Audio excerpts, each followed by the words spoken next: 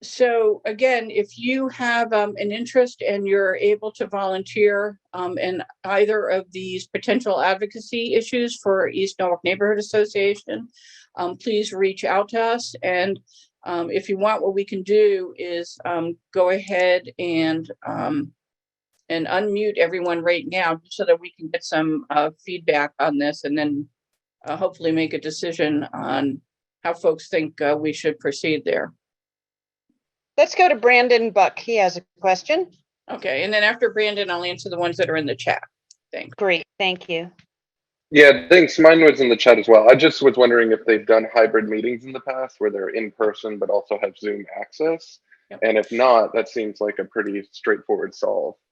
Yep, I agree with you. I think they may have done some of those. We know that they have the capability at City Hall to do that because they have participants that are there at City Hall who are on Zoom, and then others who are remotely, for example, the Common Council meetings. So they do have the ability to do that. And it's one of the things that we would encourage them to take advantage of to be able to do. I think there was another question on here too about are there publicly accessible places where people who don't have internet? So what in the mayor's announcement, what they said is that anyone who wants to participate in a meeting but doesn't have access can actually go to City Hall at the time of the meeting, and they will make computers there, I guess, available. I think you have to pre-register for that though. So it's not like, 20 or 30 or 100 people can just walk in for a public hearing and say, we want access to the Zoom. If the meeting's not being held in the room. This is Sarah. So I have a question on that, and then we'll back it on it. But I wonder, is there wiggle room for if a large enough group of people say, we don't find this acceptable? Could we go back to the city and say, it's just. Yeah. Well, I think I think there needs to be some consideration for the feedback from the community. I sent an email off yesterday to the mayor and to his chief of staff and to the city clerk. It was actually in regard to the fact that some agendas for this week's public hearing still weren't posted as of last night, on Sunday night.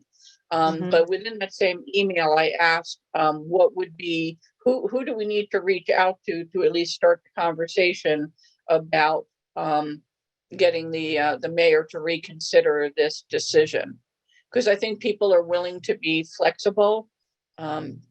We have heard from people in the community that still have some concern about COVID. Others have zero concern about it. And folks seem to be willing to participate and ask the city to participate in some of the rooms that are larger venues there. For example, the Common Council Chamber and the community room and the concert hall would all allow for people to be a little bit more spread out than sitting like sardines. So I think that there is, at least we should have an opportunity to discuss this decision and lobby for the hybrid meetings, because it gives people an opportunity to make up their own mind based on their own comfort level, their own risk factors, their own family and work schedules as to how they want to participate. I think another important thing, though, for folks to realize is that the meetings that you're watching now on City Hall, actual commission and committee and Common Council meetings, those folks aren't together in the same room either.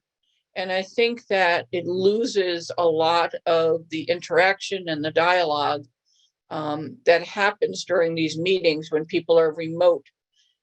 We've also witnessed a lot of remote meetings where folks are within their own homes and they're being interrupted by family members and pets, or having to fetch their dinner or answer the doorbell. And those are the types of things that don't happen when they're conducting the people's work, say in the Common Council chambers, for example. The benefit to the public, of course, is that while we're all behind a screen for public hearings and stuff, the land use and other committees and commissions in the city don't really get a sense of the sentiment of the people who are in the room. There's really no allowing for body language or, any kind of audible feedback from the crowd, etc. And it doesn't really give an opportunity for someone signs. to be able to even rebut something that someone may have said that's, legitimately wrong, where you could ask for the chair of a commission or a committee to recognize you. When you're in Zoom, there's no opportunity to do that. Once you speak, you're completely cut off.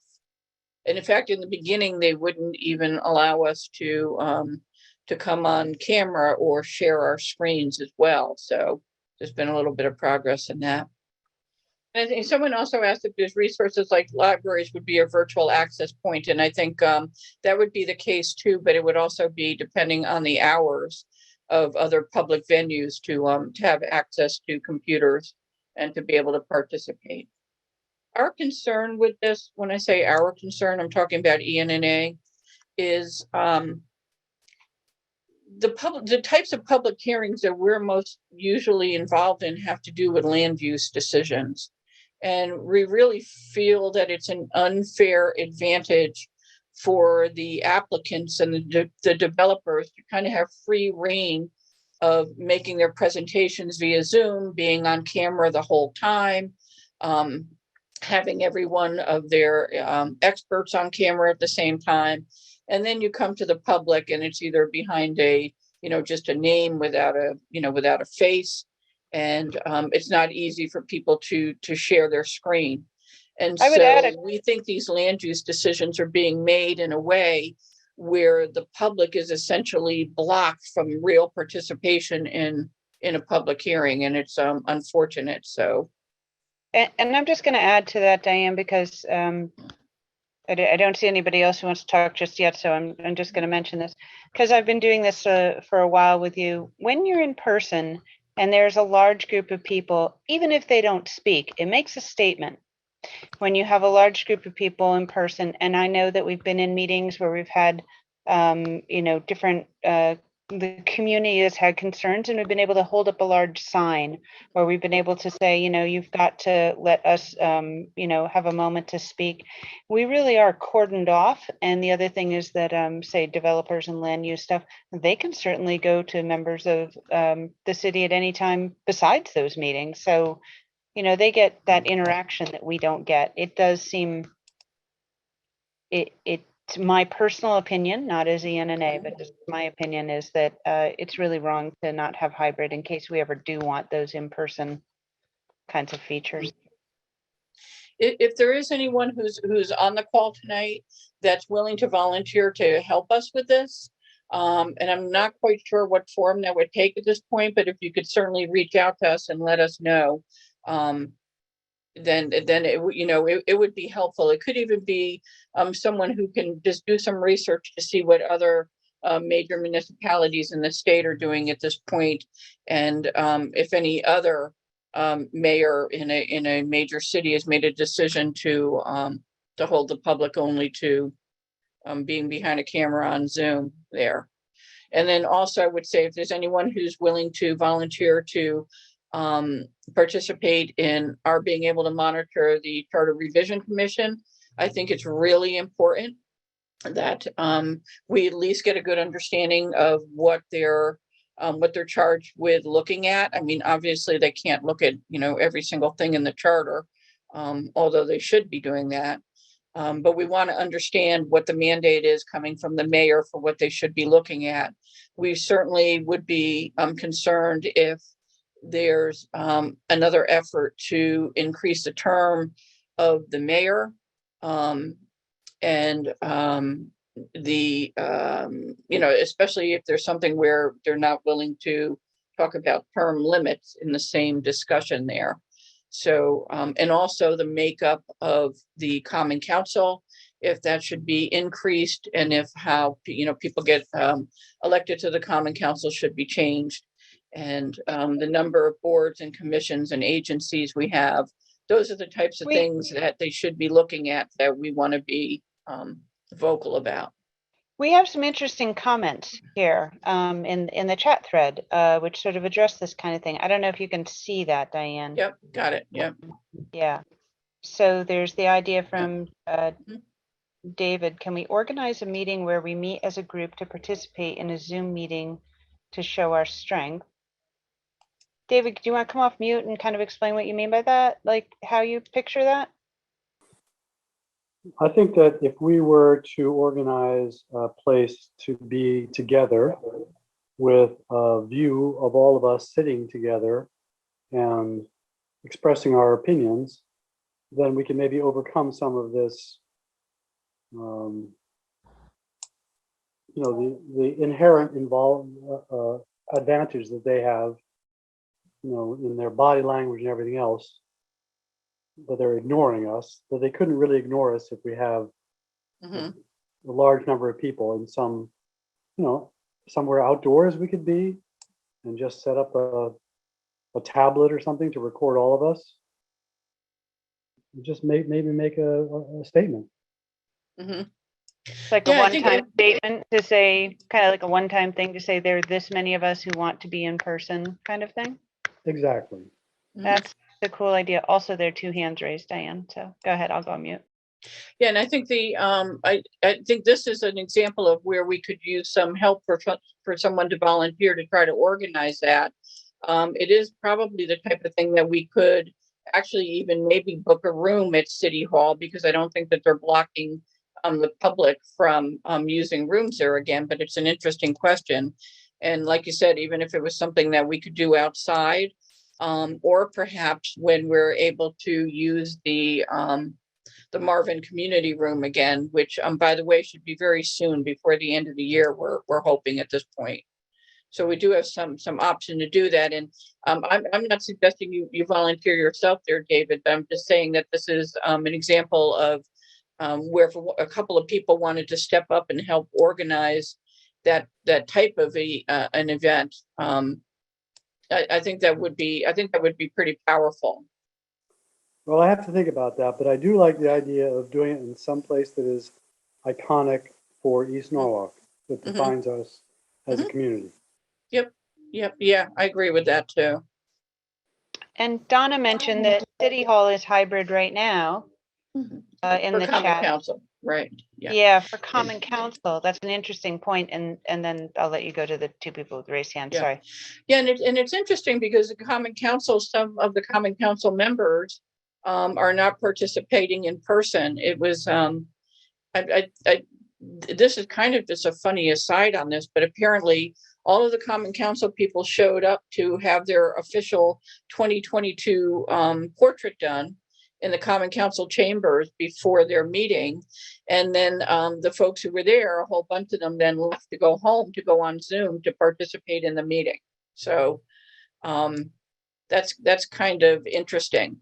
So I would think at the least, I'm not sure, even if they're saying that the public would be via Zoom, I'm still struggling with why Common Council members and committee and commission members are not in person meeting at City Hall, especially with the mask mandate lifted. So I'm just struggling with this, with this decision, I guess, all the way around.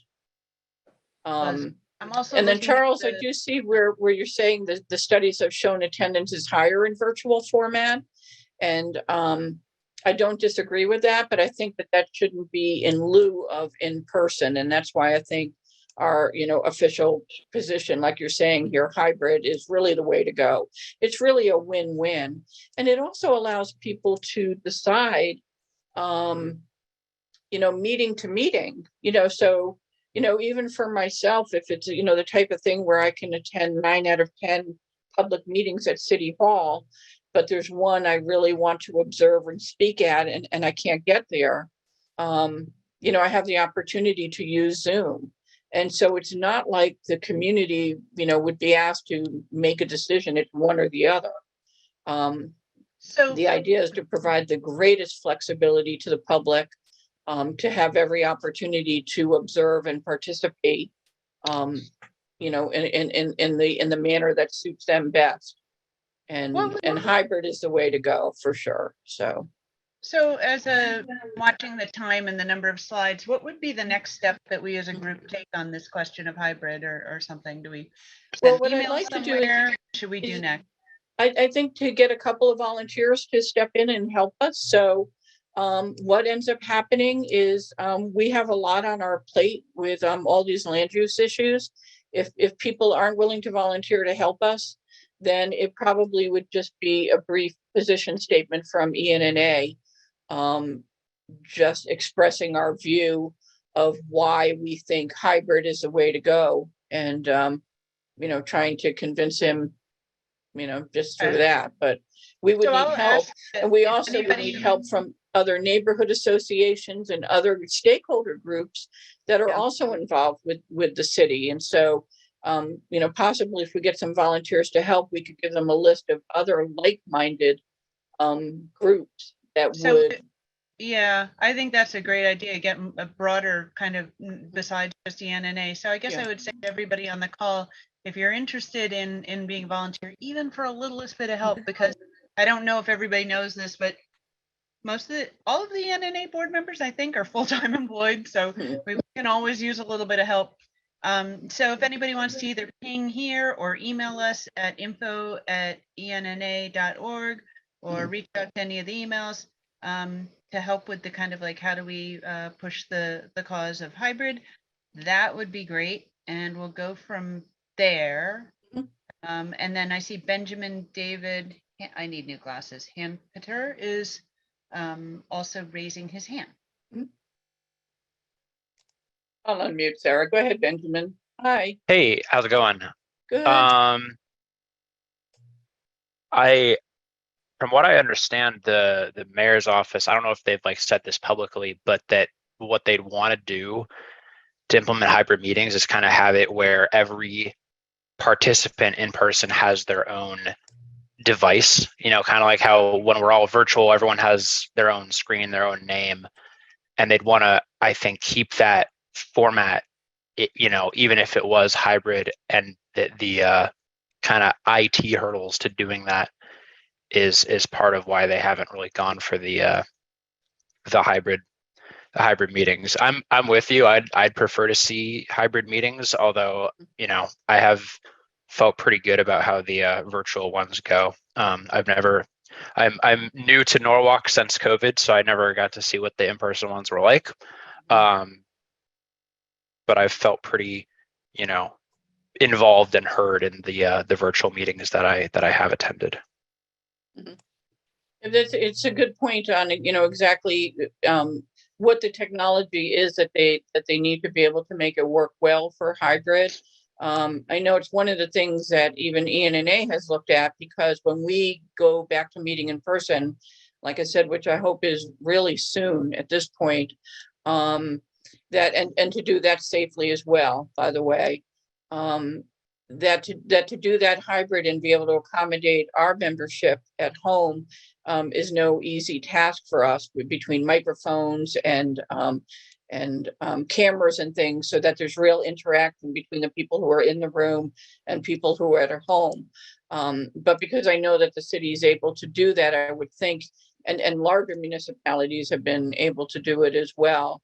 You know, hopefully it'll be something that they look into. I think the thing with being heard, Ben, is something that, you know, when you have kind of your 3 minutes to speak, I'm not suggesting that they're not hearing us or acknowledging us, although in some cases it's pretty clear they're not. But I mean, mostly they do hear us and acknowledge us, and there's a lot of respect in that process.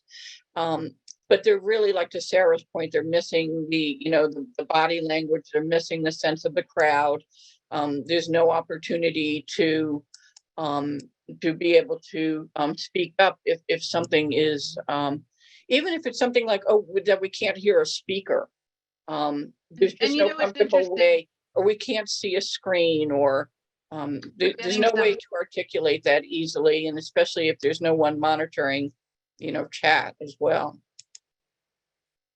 So we'll go on from there. I think it really would be great if anybody reaches out to us to say kind of we'll help on this and, you know, and continue kind of the dialogue on it. I think I'll be the bluntest of all here. In the past 20 some odd years of doing this stuff, I have found that when and believe me, I'm the first person to say I'm in favor of remote. I was delighted when my job went fully remote.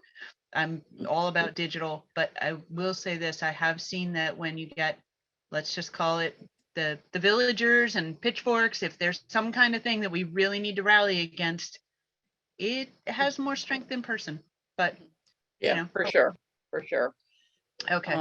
And then to David's point in chat, I'll just close by saying that, hearing and hearing people and really listening to people, I think, are a couple of different things. So I don't disagree with you that, sometimes it's just plain out dismissive. And yes, there's sometimes just, clearly on some of these videos, I'd almost like to make like a little montage and a vignette of appointed and elected officials who clearly are paying no attention to the public when they're speaking. And I think that may even drive the point home.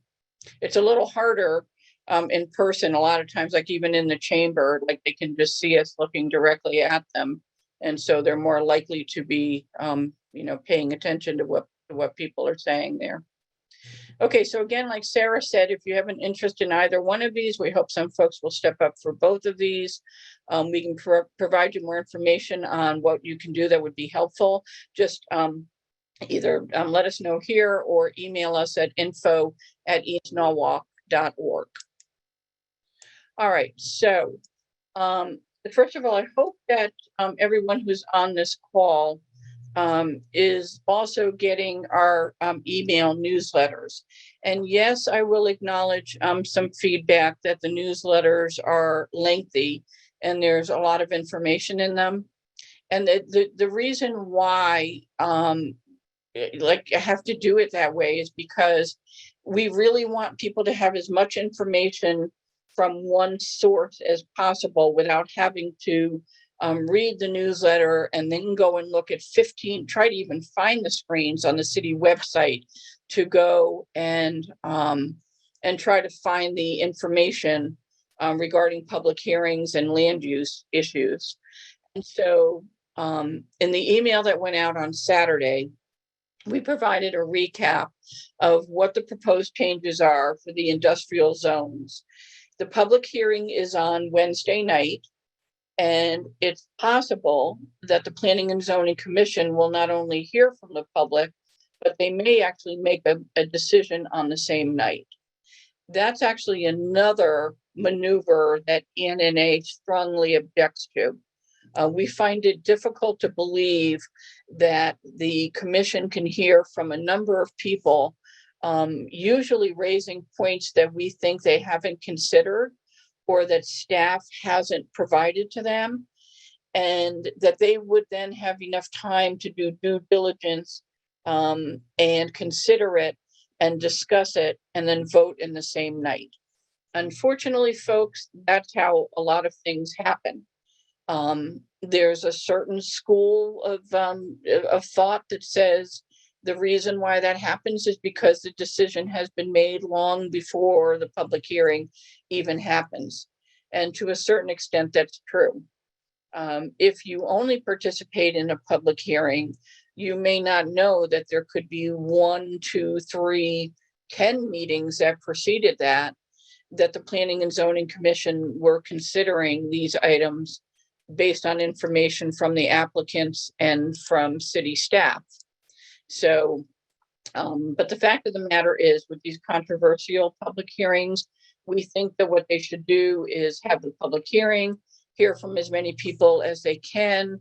In some cases, hold the public hearing open to another night so that everyone gets an opportunity to speak, and that they shouldn't vote on these items until their next meeting when they have a chance to get any questions answered, clarifications from staff, and an opportunity to actually discuss the repercussions about what they're about to vote on.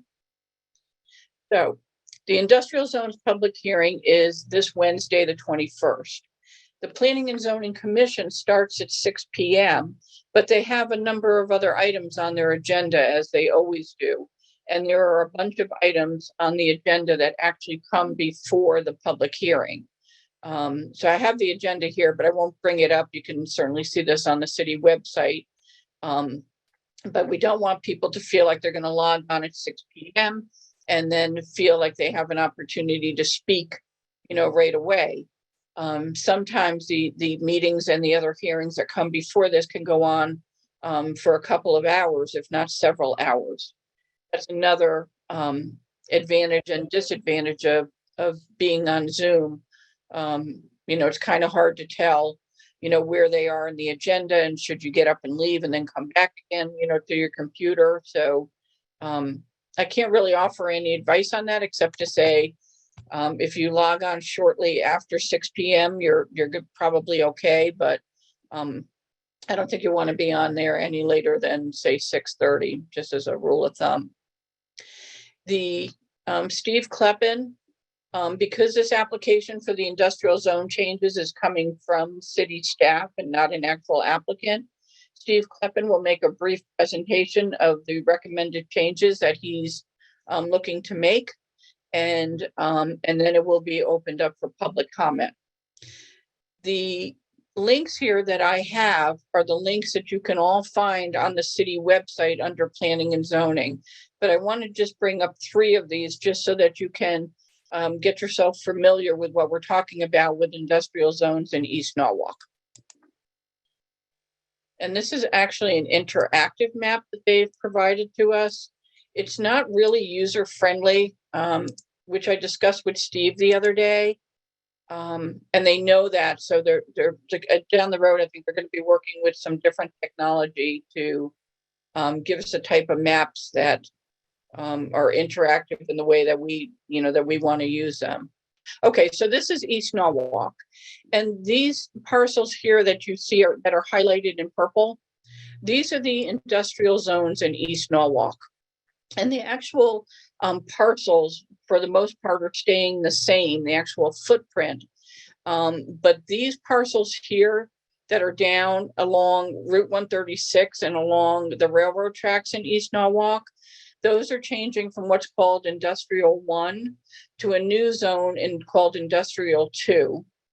And Norden, which you see up here, was originally supposed to get its own study to determine what would be the best uses possible for this parcel, because it's very unique in terms of the size, the location, and the impact on residential neighborhoods.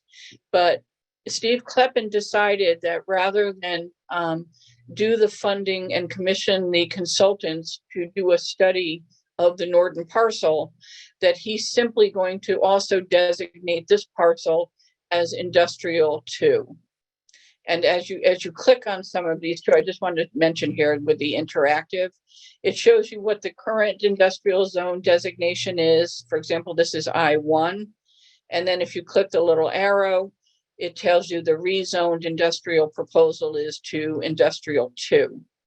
Within East Norwalk, essentially then, all of these purple parcels are going over to Industrial Zone 2. A couple of people in the chat or whatever said, and I think it's a good idea, can we email this out after so they can kind of take a look at it? Yes.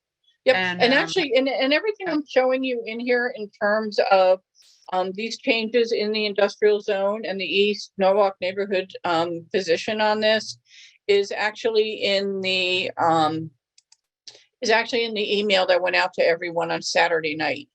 So if you open up that email, you're going to see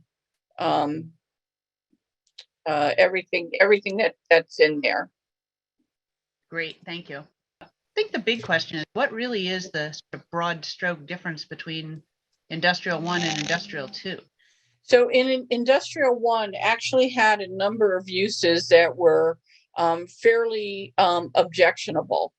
And so when they were looking at industrial zones throughout the city, basically South Norwalk and East Norwalk, they decided to revamp what they called these zones and combine some of the uses that they wanted within the industrial zones into a new zone called Industrial 2. And that's basically what the difference is. there. I'm not going to show you what industrial 1 was because it's a moot point. And basically what happened is uses that we would consider objectionable actually came out of there. So what you see here on this grid is the height and the bulk of the buildings that would be in industrial zone 2. And this is in the email that I sent out on Saturday night, so you can take a look at this. But basically, if you go up to the top here and you look at the existing industrial zone 1, the maximum height for any buildings there would be 4 stories and 50 feet high. And it could be 6 stories and 72 foot high if it was a parcel that's larger than 30 acres. And I'm not quite sure how big Norden Park is, but I would imagine it's that and more. And then in the proposed industrial zone 2, down here at the bottom, you can see that their recommendation is to have 4 stories and 65 feet and have a minimum ground floor height of 20 feet. And then the give back there would be if the parcel abuts a residential zone, every story beginning with the 3rd story going up would have to be set back 10 feet, just so that it didn't really create the complete flat-faced canyon effect that we're always talking about. So it sounds as if the new version of that 2 allows for a lot more height and I guess I would say filling out the parcel than previously. Right, exactly. Yeah. And because when you take a look at that map of where the industrial zone parcels are in East Norwalk, you could see that most of it abuts residential, and and therefore that's basically an issue whenever we're looking at increased height. Okay, so here's nobody the in a residential abutting industrial, which could be many of us here in East Norwalk, suddenly end up something giant right next to us and looming over us. Exactly. That's the fear. Okay. Exactly. Okay, so now can you see this screen with the grid of the proposed uses? Yes. Okay, so in the last column is the I2 zone. And the first, this upper quadrant here is called site plan uses. And what that means is that they simply present a site plan to planning and zoning. And should that plan meet all of the technical requirements of the zoning and building codes, it would basically be automatically approved. And let me just make this a little bit larger here. And again, this is in the email from Saturday night, but I just want to highlight this here so you folks know what to go back and look at. So in Industrial 2 in East Norwalk, which is all those parcels along the railroad tracks, Winfield, Fort Point, Fitch Street, one side of Rowan Street, etc., and then Norden Park. These are the proposed uses that Steve Kleppen thinks should still be allowed in East Norwalk. And if you take a look at things like building material storage yards, you'll see that there's no limit on the size of that, which means that it's as large as the parcel itself would allow it to be, considering setbacks. Commercial vehicle storage yards, that's actually a typo. In the site plan, it should be less than 20,000 square feet. Indoor contractor parking facilities, again, this would be as large as a particular parcel would allow a structure to be. Transportation maintenance terminals. So Those some are of this things could like generate, terminals for like buses and transportation vehicles and things. yeah. So some Again, of these could generate some really awful truck traffic, right? Yeah, and vehicle traffic as a whole. And vehicle traffic. And then yeah. the big one here is warehouses. Yeah, And so that's a even scary though one. Steve Kleppen removed the definition that really had us horrified with Norden, you'll see it over here in R1, which the old restricted industrial had, warehouses and distribution facilities. We were able to convince them to take out distribution facilities because that's what creates the highest amount of truck traffic in and out. Warehouses are typically you're used for one, a single manufacturer. So it's only their goods that are going in and out. But warehouses that are up to 20,000 square feet are still going to have a lot of traffic, a lot of activity, and the city doesn't really regulate hours of operation. Okay, so everybody follow me there on site plan? So, And- yeah, it's a any- little small. If I was to take it back and just kind of recap that, although distribution center has been removed from the wording because that is like intentionally going in and out of and tons of truck traffic, as well as car traffic. Warehouse still has potential for a lot of traffic depending on who's warehousing their stuff there and depending on their hours. Exactly, No regulation of that either.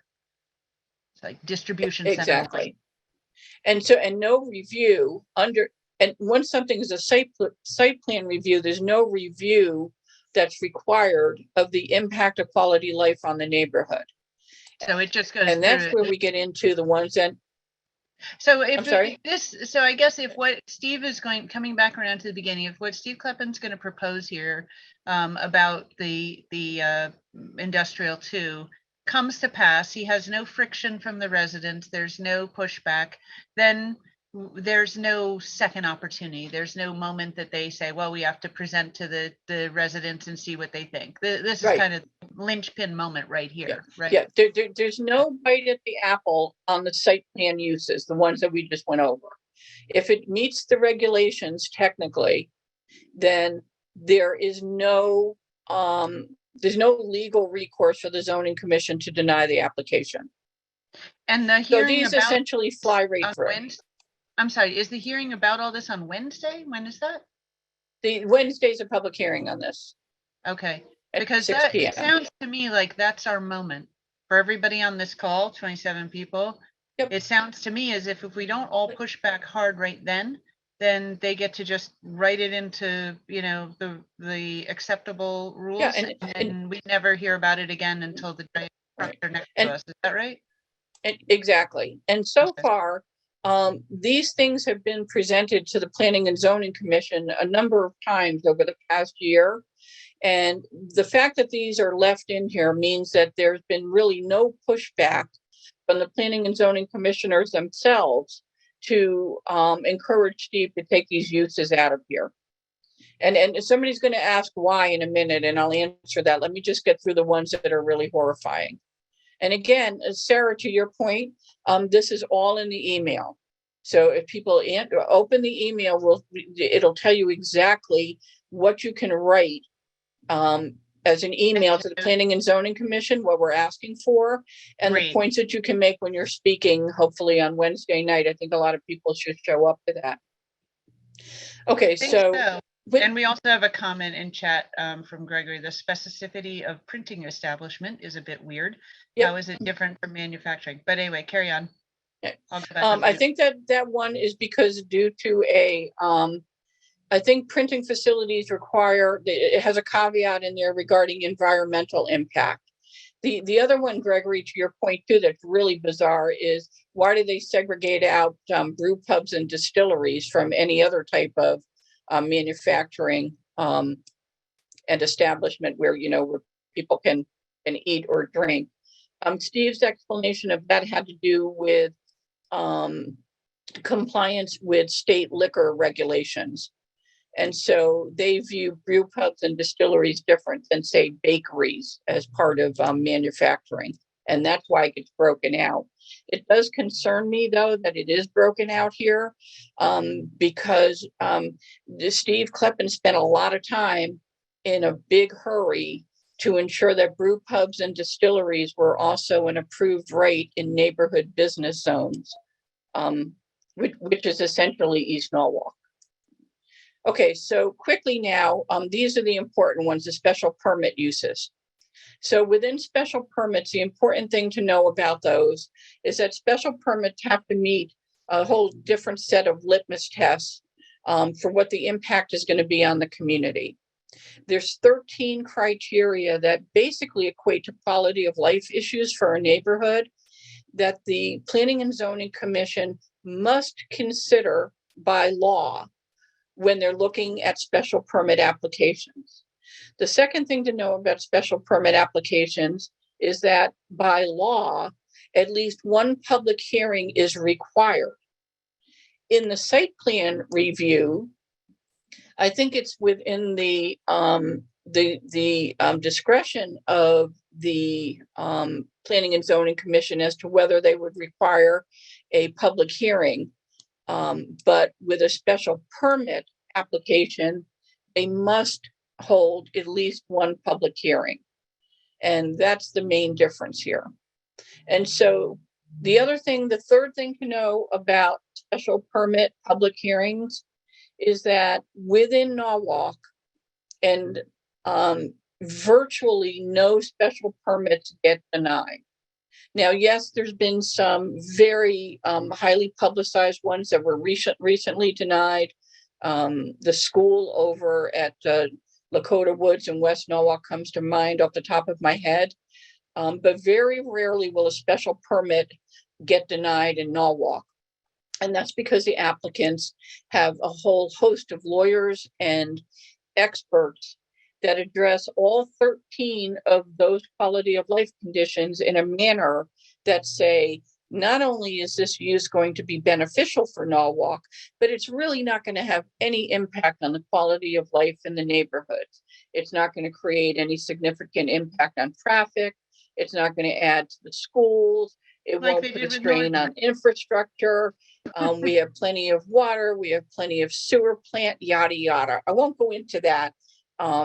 Except to say I'm not being facetious. This is exactly how these things go. And so the third thing to know about special permits is that they're seldom denied. And so while Steve Kleppen and city staff will try to convince the public that we should rest easy if these applications come in, because they have to go through this rigorous scrutiny of the 13 standards, and because we have our right to be heard at the public hearing, the fact of the matter is that none of that protects us. The only thing that protects us, you guys, is getting these permit uses off of this list. Okay, I'm going to repeat that. The only thing that protects East Norwalk is by forcing the city and the commission to take these uses off of this list. One of the things that Steve Kleppen contends when he takes a look at including objectionable uses in different zones is whether or not we're likely to see an application of that nature. And he'll say, well, we'll probably never see it, but we don't necessarily want to not allow it if something comes through that we might want to consider. Well, that doesn't provide us any protection at all, because the fact of the matter is because Steve Kleppen hasn't set a moratorium on special permits at Norden or anywhere else here, because he hasn't funded and commissioned a separate study for Norden or any other controversial parcel, that tomorrow morning we literally could wake up and there could be applications that come before zoning for a commercial vehicle storage yard that's over 20,000 square feet, or for a large municipal utility plant and storage yard, or for a warehouse that's greater than 20,000 square feet. And don't forget, there's no limit on the size of these except the size of the parcel itself. And so with allowing for setbacks and building heights within a parcel, these things can be literally as large as the particular parcel allows for. So I want to step back and say that ENNA for 2 years has been lobbying and begging on your behalf to get these uses out of permits for industrial zones in East Norwalk. The only two that we succeeded on are actually in the column next to it under the old restricted industrial, was helicopter landing sites. We saw no, logical reason to have that here. and the oil and petroleum storage facilities, which made no sense to have them here. So those two are gone, which is good news. But these other three items in the special permits and the corresponding items up in the site plan, we need the community to agree with us that these should not be uses in East Norwalk, and I'll tell you why they shouldn't be. And then to not just go on Facebook and social media and say they shouldn't be, but to send emails and to speak at the public hearing if possible. But at the very least, to send emails. And the instructions on who to send that to and how are also in the email from Saturday night. And I'll send it out again either tonight or tomorrow on my lunch break to you. Now, some people will say that the goal of looking at our industrial zones in Norwalk as a whole has to do exclusively with economic development. And that it really falls into two areas: job creation and revenue for the city, both in grand list revenue and the personal business property tax of businesses that generates revenue to the city. And also the type of revenue that's, I don't know what the technical term is, I just kind of call it trickle down revenue, where you have desirable businesses that also support other businesses in the community, like our hair salons and delis and shoe repair and automotive shops and things like that, so that they have employees who are within the community, either living or working, and then taking advantage of providing revenue to the other businesses in the area. So on the surface, that sounds pretty good, right? But here's the reality, you guys. The benefits of economic development and economic revenue and job creation has to be something that's commensurate with what the negative impact of the quality of life in our community. And let me just put that in simple terms. If we're going to have a negative impact on the quality of life here, because we want to allow some industry and job growth within Norwalk, we want to be sure that the type of industry and the revenue and job growth is big enough bang for the buck that we can put up with some minor quality of life issues that hopefully can even be conditioned to protect us even further. And it's part of why you have these types of allowable industrial and industries within a community. So what's the problem with the ones that Steve is presenting to you that he thinks should be in East Norwalk? Well, there's really three issues with this. None of the three of the most objectionable of these, commercial vehicle storage, municipal utility plants, warehouses, and I'm sorry, the other one is the others are building materials and indoor contractor parking, for example. Those types of industries don't really create the number of jobs that they used to. Most of those industries now are either highly automated or they're managed in a way where you don't have to have a lot of full-time employees who are operating there in order to run a viable business. So none of these are actually bringing in well-paying full-time jobs into our community. All three of these, or actually all five of these, also are going to contribute negatively to the amount of truck traffic that's coming in and out of East Norwalk. And we don't have the infrastructure to handle that. I just want to add that the something that seems clear to me too is the traffic that you're talking about, the truck traffic and everything, that the impact here is that these kinds of things are abutting residential areas. That's exactly what's so unique about East Norwalk. The point is that even when they're not immediately abutting, like literally physically abutting residential developments and houses, none of these parcels would be acceptable except to be coming through all of our residential neighborhoods, including Norden, which most of you will recall was, a real crux of the argument in terms of the distribution and warehouse center that would have gone into Norden Had not there been a major effort there to, to fight that application there. Okay, there we are. We're back up there again.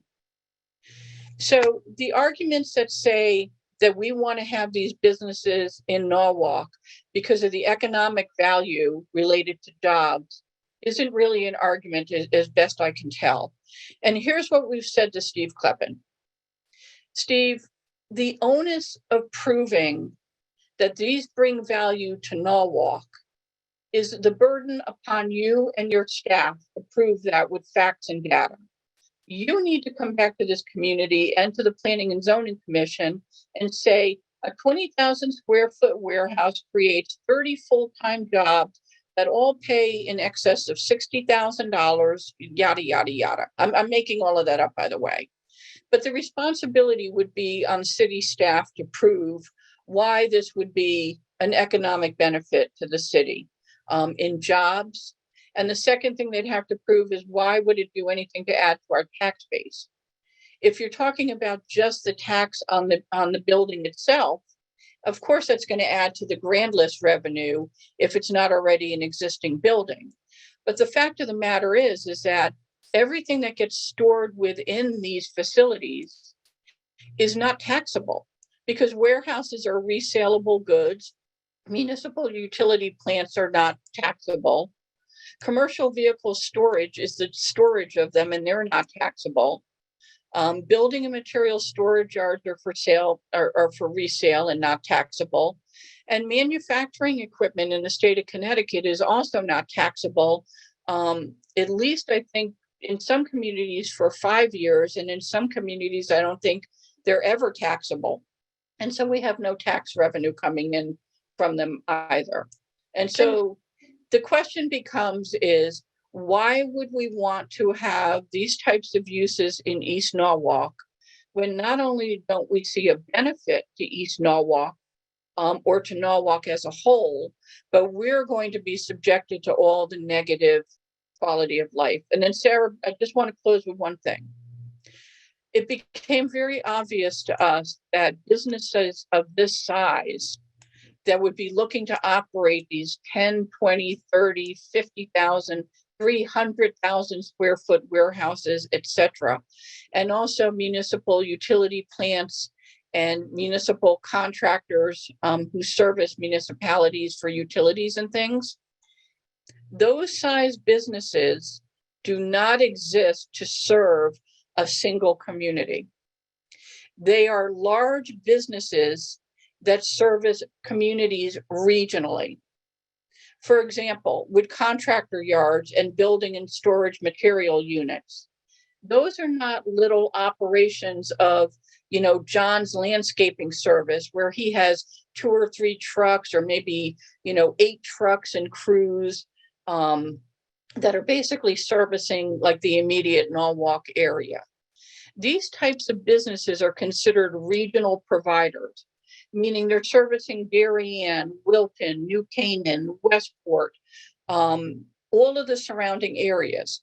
Their business models for these size businesses actually dictate that. There's not enough business within the city of Norwalk to accommodate, to allow for anyone to have this size business here. But the surrounding communities that benefit by having these services so close to them don't allow these uses in their town. And so Norwalk becomes the path of least resistance to have these uses and these businesses here to support Darien, New Canaan, Wilton, Westport, and the surrounding communities. And so we don't think that that's fair either, that we should be, again, the community that has to have the negative impact on our quality of life and our environment in order to support other businesses. Yeah. The reason why this is urgent is another thing you'll see in my email. When I had the discussion with Steve Kleppen last week about our fear of an application coming in at any minute for Norden Park, that if it's any one of these uses that's here, the city must review it and take it into consideration and vote on it, okay? Any one of these things could come in tomorrow and we literally will probably be stuck with it. Now, in that conversation, Steve told me that companies are desperate for large parcels of land to be able to have these operations. And that just that morning or the day before, he received a phone call from a contractor who contracts with municipalities for their utility work. Think of, underground pipes, telephone poles, all the things that go, water pipes and, things like that that are part of a municipality's infrastructure and utilities. And the argument that that contractor made for wanting to look at Norwalk was that they needed to be in a location that allows them to meet a contractual obligation with all the surrounding communities, that they have a response time of, we'll fill in the blank. In this case, I think it was 35 minutes. And so when they locate their properties in Bridgeport and they need to get down to Greenwich to be able to do emergency municipal work, and there's traffic on the highway, they're not going to make it down there. And if they operate out of Stamford and they need to get further up past, into Fairfield, etc. And so this is the same thing we actually saw with, you guys may recall, AJ Penna, our friends over there, when they were looking for new property, when the Walk Bridge actually, evicted them out of their space for eminent domain. One of their main criteria for insisting on finding a parcel within Norwalk was so that they could meet their contractual obligations for their bids and their contracts with all the cities and towns around us.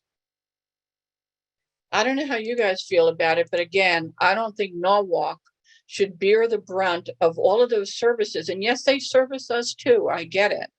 But I don't think that we should be the path of least resistance for all of these businesses to try to locate here to service all the surrounding areas. Can you imagine if they said, we'll put these things in Darien and all that? Well, it wouldn't happen. It wouldn't happen. In some of these communities, their code don't allow for it, just based on either the use or the size of what would be the size of a necessary parcel. And that's how they block it. It just wouldn't happen. But they have no problem with these businesses being here, that support them. So is the best thing for us to do, I think Okay. in your email, you have all the information about who we should all email and how to read up and get ready on this. And then is the real best that we can do to come to Wednesday to the public hearing and say, every opportunity we have to raise our hand or speak or anything as the public to say, there's nothing here that's protecting us if you leave these things on the table without removing them. Is that sort of the gist of it? That's exactly the gist of it. To say there's really two things. There's nothing here that really protects our quality of life. And the fact of the matter is that very clever applicants, attorneys, and experts are going to address all of the 13 standards that even a special permit would require. And so not only isn't there anything there to protect us, but we'd be looking at a negative impact on our quality of life, basically for the sole purpose of supporting surrounding communities that don't allow these uses that, that are there now. Judy has her Sarah, I want to make another important point too, because I really feel like, this is a good education opportunity for people with special permits. When I say that the zoning commission the planning and zoning commission has to consider 13 standards, what they're doing is they're evaluating those based on looking at the impact on the community. If it's a negative impact on the community, it doesn't mean that they deny the application.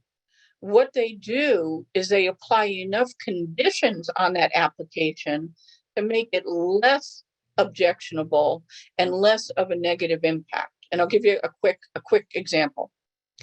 Let's say that there's a particular application that comes in that's going to cause excessive noise to an abutting residential neighborhood. As long as that applicant can come back with a plan that would mitigate that noise to an acceptable level, acceptable meaning acceptable to the zoning commission, then the zoning commission simply imposes a condition on their approval. They say, okay, Mr. So-and-so, you can go ahead and run a whole warehousing operation there, but you're going to have to put up a berm and some arborvitaes and other type of fencing and screening to try to mitigate the noise level that's going to impact the community. And when the applicant agrees to do that, then the zoning commission has no legal authority to deny the application. So it's important for people to understand that even the negative impact issues that are within these special permits can all be conditioned away by the zoning commission saying, this is what you have to do, Mr. Developer, in order to make this acceptable to us. And if Mr. Developer agrees to do those, then there's no choice but to approve it. Here's the basic here, just to send an email no later than 3 o'clock on the 21st, because they do need time to photocopy them and get them to the package to the zoning commissioners. And you want to address it to the P&Z commission, but because we're not allowed to communicate with them directly, especially once a public hearing is scheduled, you're actually sending it in care of Steve Kleppen. And his email is in my email, but just so you can write it down, it's skleppen@norwalkct.org. And what you're going to do is ask them to remove the following site plan and/or special permits uses from I-2, which is that whole corridor plus Norden Park, because they don't add enough new jobs, taxes, or benefits to negate the associated quality of life issues. And these are the ones that we're saying to remove. And even I'm suggesting that it's okay to have like building material storage yards, but it would have to be something relatively small, like under 5,000 square feet. And it would have to be on a parcel, if they could find it, that's not abutting residential. We want them to remove commercial vehicle storage yards of any size, municipal plants of any size, warehouses greater than 10,000 square feet, indoor contractor parking facilities, unless they're under 5,000 square feet, which would still allow a small mom and pop contractor to be able to operate and serve our community, and to take out transportation maintenance terminals of any size. If anyone else wants to add something to the list, or if you think there's something we have on the list that you'd rather see in East Norwalk, let's talk about that in the raise your hand and we'll unmute you. I think Judy had her hand up for a while. Okay. Let me go and see if I can unmute Judy. Their hand. Whoops.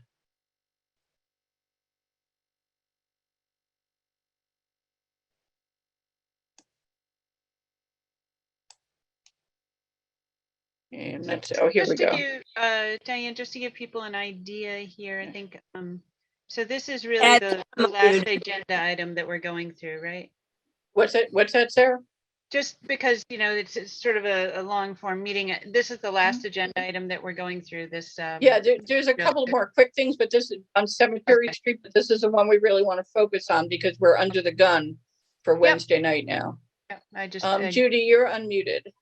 Yeah, I know. My question is really that since their experts told them they should do a separate study of the Norden parcel and they have chosen not to do that, can that be used in some way in the discussion of this use? Sure. And then since it was supposed to be studied separately, could it be discussed at a separate meeting even? I mean, I went to one of these meetings before and I had to wade through a million agenda things. And they never really seemed to get, I mean, I had to hang up before they, you know, they were going after 11 or so, and I just couldn't stay anymore. So I never got to hear the portion of the meeting.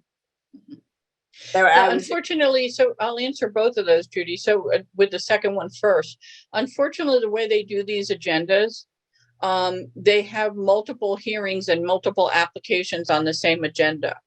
And so the fact that Steve has lumped these things together for that night is really kind of by design. And so there could be an appeal to like move out the Norden portion of it. But it would require then a whole separate public hearing, and he's not inclined to do that. And the chairman of the commission, I can tell you, would not be inclined to do that. And rather than have these standalone, you know, on a night where they know a lot of people are going to show up to speak, they meet twice a month. And in fact, I'll just add to that. So one of the things you have to be careful of is every once in a while, the chairman of this commission will at the last minute change the order of the agenda. And he can do that at his discretion with no notice to the public. So it's one of the reasons we say, you know, definitely be logged on by 6:30. But unfortunately, the hearing that's on before this could actually run. I'm not sure if this is the first or second hearing, but if it's the second one, the first one can either run for, you know, a half an hour or could run for a couple of hours. And they wear people down. And even when we're in person at City Hall, a lot of people have to leave. They have small children at home, or it's a school night, or they have to commute in the morning. And, you know, once it gets to be 10 o'clock at night, people have lost interest and logged off, or they've left. I forget what the first one was. I answered the second one, Judy.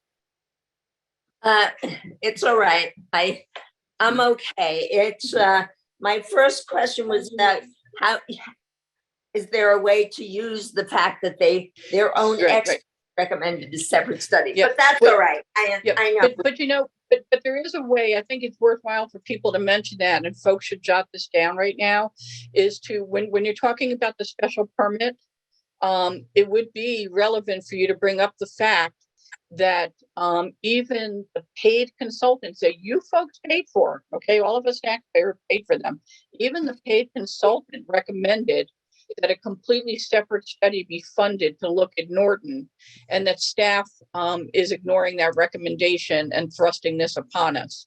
So I do think that's valid, Judy, and I would encourage people to bring that point up. Maybe it will compel the commission to say that that we'll vote on this on I-2, but with the caveat that Norden Park comes out of it. They can make motions on the floor to amend what they're going to vote on.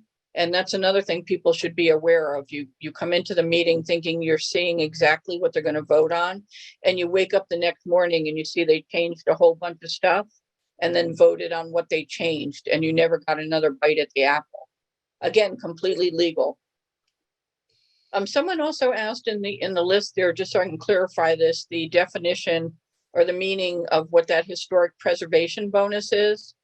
I asked that of Steve, and what he said is that in certain conditions where you have an existing historic structure, if the developer is willing to work with plans that basically preserve that, or kind of respect the nature of it in the plans that they are proposing, they can apply for, I hate this term, but for bonus points that allow them either increased density or use or height or width, etc. When I asked Steve if there were any parcels in East Norwalk that fall into that designation, he didn't think there was any, but a small parcel that exists on Fort Point Street. He wasn't sure of what parcel that was, and he was supposed to send it to me, but I haven't seen it yet. One other thought I just had, has anyone ever, I never did this, researched whether Norden's property, part of it was in order to get the approval to build the building there and facility was supposed to be dedicated to like open space or different use, you know. No, zoning would actually have all of that information. I think there's the only restrictions that are there, I think right now have to do with where and how much any residential could go there due to prior contamination. But I'm not sure what the specific like deed restrictions are on that parcel for what would have to be reserved for open space. And that's another reason why we're a little concerned that, you know, an application could come in tomorrow when we're really not going to know the implications of it. Now, I know in some instances you can get a tax break for designating part of your property as being left for open space, farm, you know, all sorts of crap like that. I'm not quite sure how that works, Judy. And I do know that if they do, in some cases, they're what they do is they do easements and conservation easements back to the city. And so they agree to preserve certain, you know, portions of the parcel. Normally those are ones that do have some conservation benefit to them. And then they can get some, you know, some consideration for that, but I'm not sure, you know, how that works with taxes and everything. Okay, does anybody else have any specific questions on these uses or comments on if you think we have this list right and I just or want to what the mention process is? when you get past this point and anybody's feedback with that, we actually have in the chat, Patricia joined with something interesting. So I'd mention that in case you don't see it. Okay. Yep. And I'm sorry, what did Patricia have? I'm sorry. So in the chat, On the Mill Pond development. Okay, which we're coming to now. Okay. Okay, great. Okay. So, you know, just to wrap up on industrial zone, so we have two things. It's super important that people start sending emails. You can do it, you know, tonight, you can do it tomorrow. Get them in no later than 3 p.m. If you go into the email that you got from us on Saturday night, you can also see the emails for the people we think you should copy, which would include Mayor Harry Rilling and the two in-district common council members, Don Kites and Jennifer McMurray. And even though typically they can't voice their opinion on zoning applications in general, because none of these are applications for an actual use from an applicant. This is an application from the city of Norwalk itself through Steve Kleppen, just to change the zones. So as far as I know, there's nothing that precludes the mayor or the common council people from commenting on these. So we think you should include them in the email.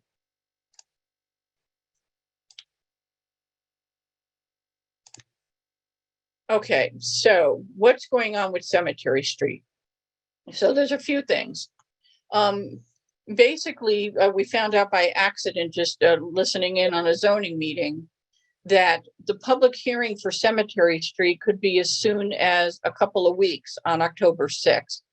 Even though if you go to the city's website page for Cemetery Street, under planning and zoning, which I have here, I can bring it up if we need to, you'll see that there's not a whole lot of information that you can sink your teeth into what this development is going to be. Everyone, I think most of you were on the presentation from the developers where they showed you just the architect's rendering of these buildings, but they're not being required to show us a 3D replica of what this is going to look like. There's not a whole lot of detail where you can hone in on each of the two structures. You really can't like get a 360 degree of what this thing is on the footprint and how close it comes to the sidewalk and the street on Cemetery Street, Gregory Boulevard, and East Avenue. And so I'm a little surprised, but then again, not, that this thing is being fast tracked through. It's a parcel that really became the basis for how the transit-oriented development zone was written for East Norwalk, in particular the East Avenue Village Transit Zone. And everything that ended up in the actual regulation looks like it was designed specifically for what you saw in this plan. So yes, as some people pointed out to me from last meeting, it seems like this is a done deal already, but it certainly doesn't mean that the community shouldn't be speaking out with what your concerns are, what your suggestions are, and continue to ask questions about this application.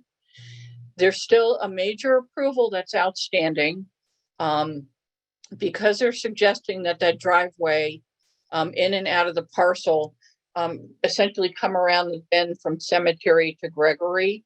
This requires a review by the State Department of Transportation, their Safety Traffic Administration, because Cemetery Street is Route 136. And this could be, create a major traffic headache there and also safety issues. And so they're required to do this review. We've heard for now over a month that OSTA, which is the Office of Safety Traffic Administration, has this application for review. But I have contacted them twice, and both times they've told me that this has not come before them yet. So I'm going to try reaching out to them again tomorrow and ask them if anyone has submitted an application for their review. We believe the application is coming from the city of Norwalk and not the developers, because the city of Norwalk is also seeking to change Cemetery Street from 2 lanes to 1 lane, and to take the portion that's a current lane and turn that into on-street parallel parking and bike lane, and hopefully to widen the sidewalks there. But what that means is that where we have the 2 lanes that split, either going to the right to veer right to go to the beach, or to veer left to go to Rogers Square and back out to East Avenue on 136, that would no longer exist. And so this is why we're also looking for volunteers who can still take a look at the traffic analysis that's posted on the city website and help us to read through that and determine where they may be misrepresenting what the traffic impact would be. I think many of you remember when their attorney, Adam Blank, said that he travels that route every day and there is no traffic there on East Avenue. So I think it's worthwhile for us to take a close look at this and then decide also if there's any way for ENNA to fund an independent traffic engineer who can maybe take a look at this for us. Then the inland wetlands permit, which was required because there's a little tiny sliver at the top of Mill Pond that's right at the, like where the back of the bank meets the Mill Pond, that's considered an inland wetlands. And that little sliver required that they apply for a permit. Despite the size of this development, staff at City Hall, Alexis Karakides, who's the senior environmental officer, deemed this application to be of minor activity, which we think is just outrageous. And part of the reason why the regulations and the state law allows her to do that is because the size of the wetland is all she can consider. She can't consider the tidal wetlands, which is literally all the rest of Mill Pond. She's not allowed to consider that. The other reason why the state allows her to make a determination of a minor activity is because the existing parcel is one that's already developed. And so even though she agrees with us that it's kind of ridiculous to compare the development of an asphalt parking lot with a small bank on it to a 77 multi-building unit that's going to have on-site parking and public courtyards and other public activity there, to deem that a minor activity just because the parcel itself was previously developed. So because she can't take into account, or she couldn't take into any account when she issued the permit, anything other than the small sliver of inland wetlands, she also could not take into account any impact on Mill Pond. And I'm hoping that even as I'm saying this, that there are a number of folks on here who live in and around Mill Pond, because I think that you need to start to get together and work together to try to combat this application going through. While it's true that the new use is probably going to have an improved impact on the pond when it comes to water quality of runoff, the thing that no one is looking at, and no one in the city is charged with looking at, is the environmental impact on the pond itself relative to plants and animals, especially all the bird habitat, the breeding activity, the migration timing and patterns, etc. So what ENNA would like to do, and hopefully I'll get a chance to do this tomorrow, is to reach out to the departments within the Department of Environmental Protection for the state of Connecticut and ask them if they'll consider doing what's called a plan review or a site review of this application, and ask them if they will make a determination on what, if any, impact this development is going to have on Mill Pond. And what we'll be asking for is a determination of three phases of it. The pre-construction, which would be the demolition of the bank and any excavation work that has to be done on the parcel itself. The actual construction of the buildings and everything else that will go there, and the impact of the post-construction at 100% occupancy of the buildings and the public access use. And for them to come back and make a determination on what the impact will be. I think that one of the residents has already told me that, to the best of their knowledge, there's nothing within Mill Pond that's considered on the endangered or watch list for either plants or animals.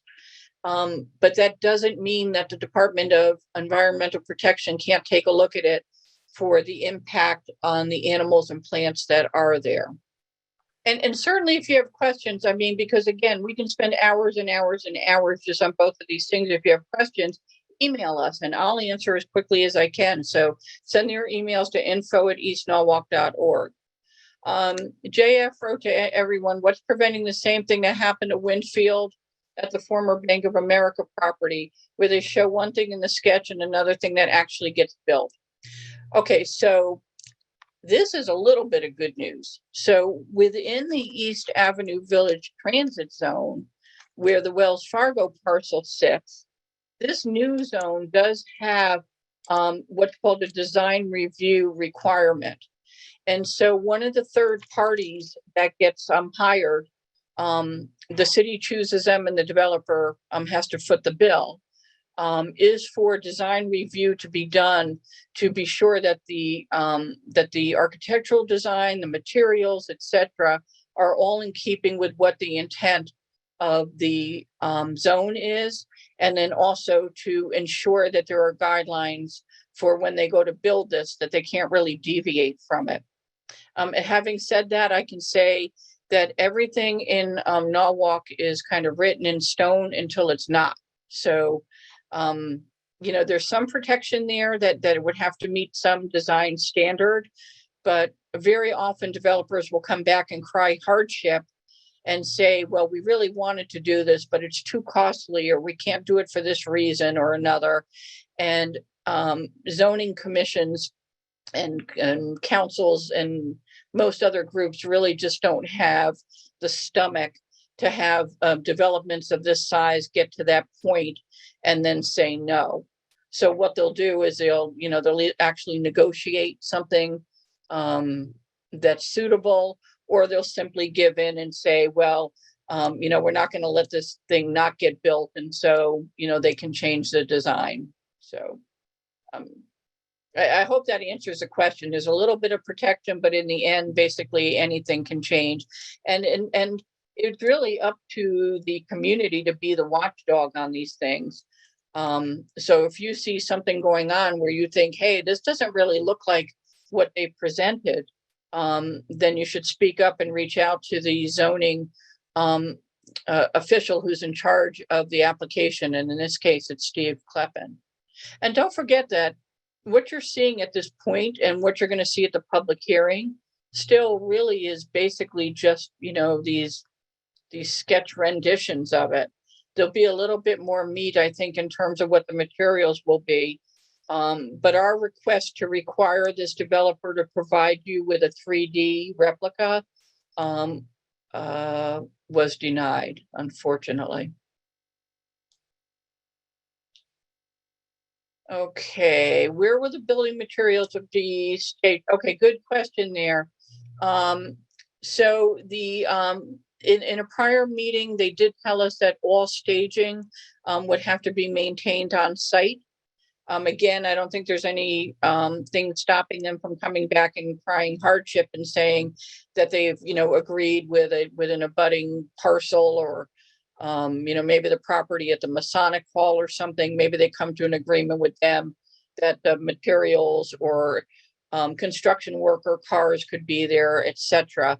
But initially, we've been told that all staging will be on site of the parcel, and it gets built in phases. So presumably they'll stage and build and stage and build, etc. But even the construction itself, you guys don't forget, is going to be, you know, there's going to be a lot of truck traffic in and out, and it's going to be a lot of noise. And they only have to comply with local noise ordinances, which is, you know, something crazy like, you know, 7 or 8 o'clock in the morning. And, you know, they can still operate on Saturdays. And I believe on Sundays as well, but I'll have to check that for you. Patricia asked if we know who purchased the Masonic Lodge parcel. I don't know that the parcel has been sold. If you know that, that's news to me. And I also don't see where their zoning application to change the zone designation on their extra piece of property has been applied for or approved. So you may know more than we do, Patricia. I'm not sure. If you do, if you could get me the information on that, I will look into that, because I haven't heard that. Someone also asked too about, you know, like a community effort like we did with Norden to like post lawn signs and build awareness of the Cemetery Street parcel. Yeah, we can certainly do that. Again, we need volunteers to help us do that.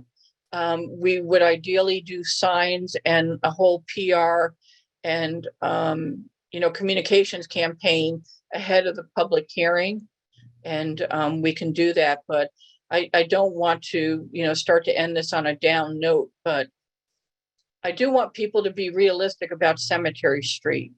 I see Patricia volunteered. Thank you.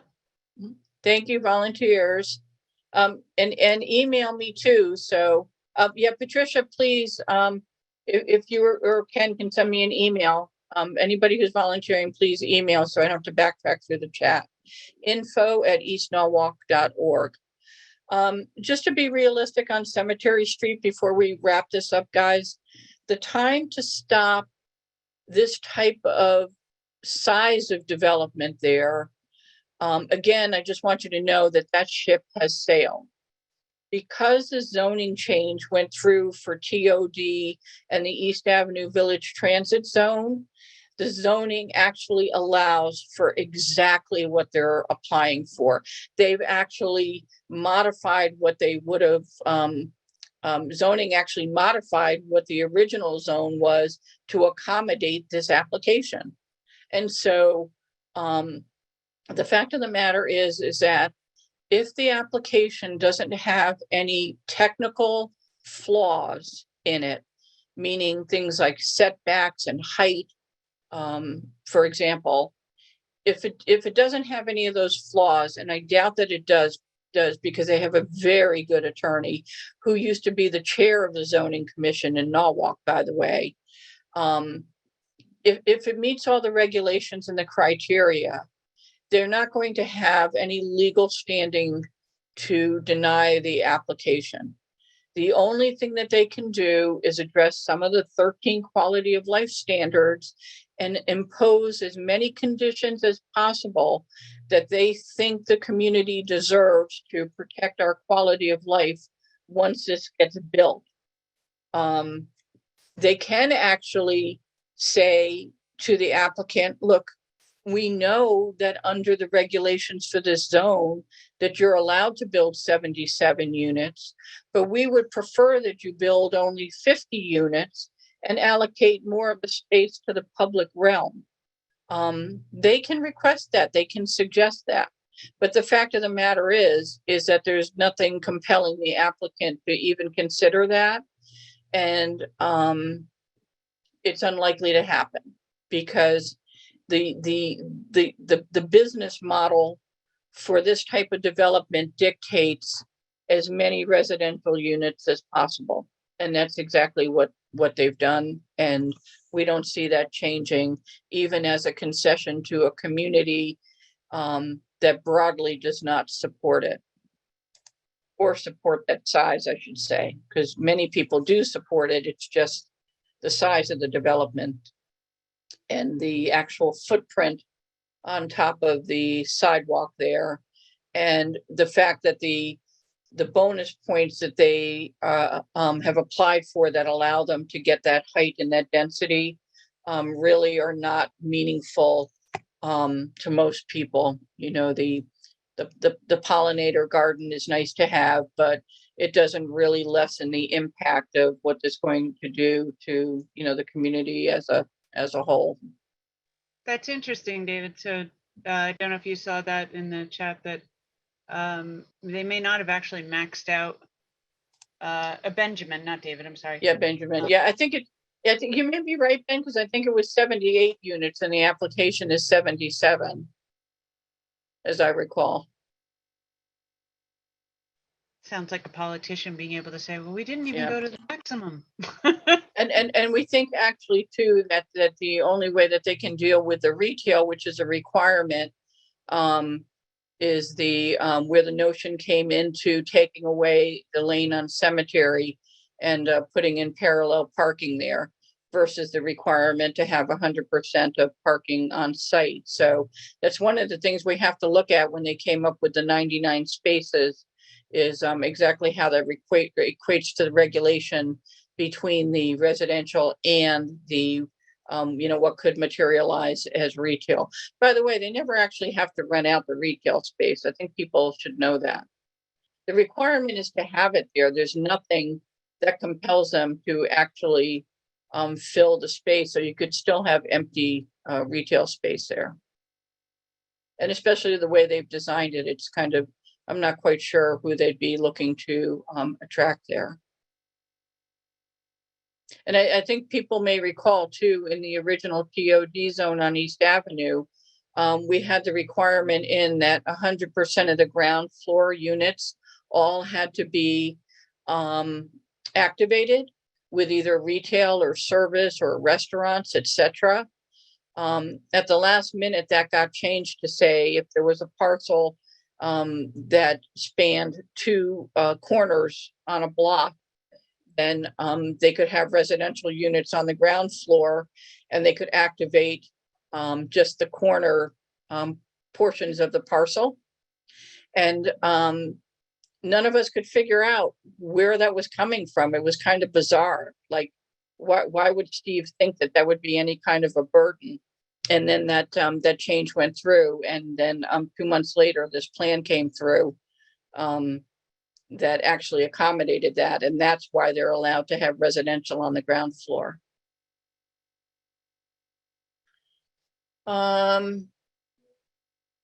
Okay.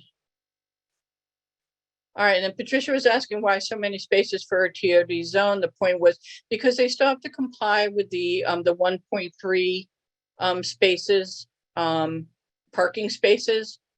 for the residential, and that's how they came up with the parking on site there. But the fact of the matter is, with 2, 3, and 4 bedrooms, you're likely still, I know a lot of people on here are going to disagree with me, but you're likely still, depending on the demographics they're going to be marketing to, you're likely still to have most of those units occupied with two cars, especially if you have multiple people working. And again, we don't know who these are going to be marketed to and what the rate is. Originally, it was going to be for empty nesters with multiple, homes in the south and an apartment up here. And now that seems to be changing. And the rents that were cited by Matt Edvardson from Spinnaker in his presentation relate more to the high market rates that exist today. And occupancy of this is probably 2 years away. So the $2,000 a month 1 bedroom is likely to be significantly higher than that a couple of years from now, especially if we're still short on housing as a whole in the community. And the affordable units that are in there, are going to fall under basically they fall under workforce housing, which is not affordable to many of the people that we would hope to have an opportunity to be able to afford housing here in East Norwalk. Okay, any other questions on Cemetery Street in terms of any of the happenings that are going on, the permits that are coming through, what we're waiting on? Yeah, Ben, I agree with you that to some extent, the more housing you have, it's what drives rents down. But these are being sold to the city as increasing the affordable housing stock, and therefore they get to have all the rest of their units at exorbitant market rates. And we contend that there's nothing affordable in them. So just the fact that they're adding 77 units doesn't necessarily mean then that other units that are more affordable then free up because people are moving into this one. So it's a nice debate to have, and we should probably devote just a whole meeting to that at some point. The size, JF wrote about the size bonus points need to be reconsidered. We thought that they were merely suggestions, and when the zone went to public hearing, all of those bonus points were approved exactly the way Steve Kleppen presented it and wanted it, and worked out with the developers to be able to use those. Okay. Yeah, Ben, again, and Kat, he said we need both market rate and affordable. Of course, I mean, definitely, mixed use, but I think the affordable needs to be affordable and not just, workforce housing that's $2,000 to $3,000 for a 1 bedroom. Okay, just a quick thing on the I-95 reconstruction project. I think I mentioned this in the beginning. We're waiting for an actual meeting with Bob Duff and then deciding how we're going to move forward on this. There's limited opportunities. Some of you may have heard me on the radio recently with the governor, specifically asking him why he shut down this project in Greenwich and didn't shut it down here. And so, kind of got the shuffle around on that. And in the end, he suggested that our community reach out to State Senator Bob Duff. And so I politely informed him that we have done so and we will continue to do so. But I did make it clear that we see it as a complete inequity in treatment of the Greenwich stakeholders. By the way, he lives in Greenwich. Versus what's being imposed with this reconstruction project to all of these stakeholders in East Norwalk and Eastern Norwalk, right over the bridge there. Okay, guys, so future meetings, again, we're kind of staying on an as needed basis, although I think we're going to still try to get back into monthly like we've been doing last month and this month. However, I would say just to pencil this in as a heads up, if Steve Kleppen ends up allowing the public hearing for Cemetery Street to be on Thursday, October 6th, we may need an emergency meeting on Monday, the 3rd, to kind of revamp on exactly what the ENNA position statement is going to be, and advising people on how they can participate in the public hearing. And you know, this is 2 weeks from now, and so they may just spring that public hearing date on us any day, and it means we'll have to turn around quickly in terms of the messaging and the communications campaign on that. All right, I think that's it. So if no one has their hand raised, again, I can't see you. I apologize. If you have any other questions or information, if there's anything you want to share with us, something we need to look at, etc., then please email us, info@eastnorwalk.org. I'll try to send out some more stuff tomorrow on the industrial zones hearing, so you'll have more information. And other than that, we'll either see you sometime in October or we'll see you for a quick meeting prior to a public hearing on Cemetery Street. And thank you, all of you, for showing up tonight and continuing to care about East Norwalk quality of life. We respect everyone's viewpoints here. And, you know, we're happy to hear all sides of, you know, especially these very controversial items that we're dealing with. We hope to be able to move forward from some of these serious land use issues and get into being a little bit more proactive on some positive things like that we would want to impact in East Norwalk. And we're all looking forward to that day. In the meantime, stay well. We'll see you in email land, and I'll hope to see many of you on Wednesday night at the public hearing via Zoom. We'll post the link again as well.